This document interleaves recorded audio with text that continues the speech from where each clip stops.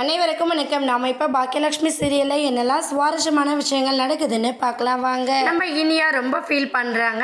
நம்ம நிதிஷ் பேசுனதை நினச்சி ஏன் அப்படின்னு பார்த்தீங்கன்னா, நிதிஷ்க்கு நம்ம மேலே ஃபுல்லாக டவுட் வந்துடுச்சு.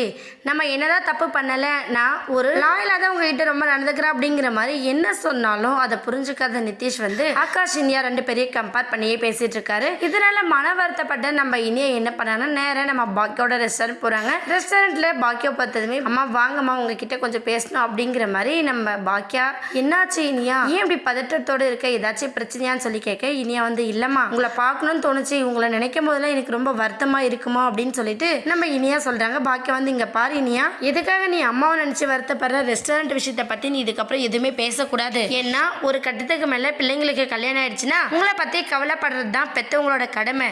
அதுக்காக நீ என்னை பத்தி நினைச்சு கவலைப்படணும் எந்த விதமான அவசியமே கிடையாது.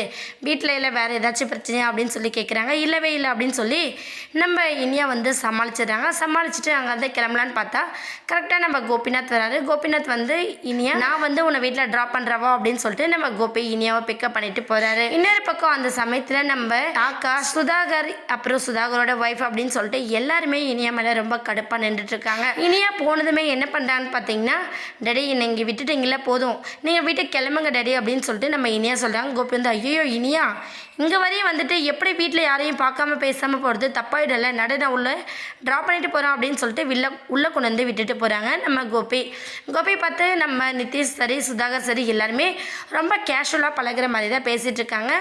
கோபியும் சரி நான் கிளம்புறேன் இனியா அப்படின்னு சொல்லிட்டு அங்கே கிளம்பிடுறாரு.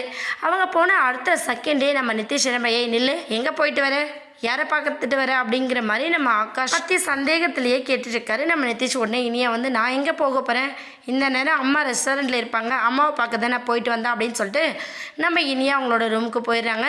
மேலே போனதுக்கப்புறம் தான் கண்டிப்பாக நம்ம நிதிஷ் இன்னும் பல சுயரூபங்களை வெளிக்கொண்டு வர போகிறாரு. வெயிட் பண்ணி பார்க்கலாம். இந்த வீடியோ உங்களுக்கு பிடிச்சிருந்தா மறக்காமல் நம்ம சேனலை சப்ஸ்கிரைப் பண்ணுங்கள். தேங்க்யூ.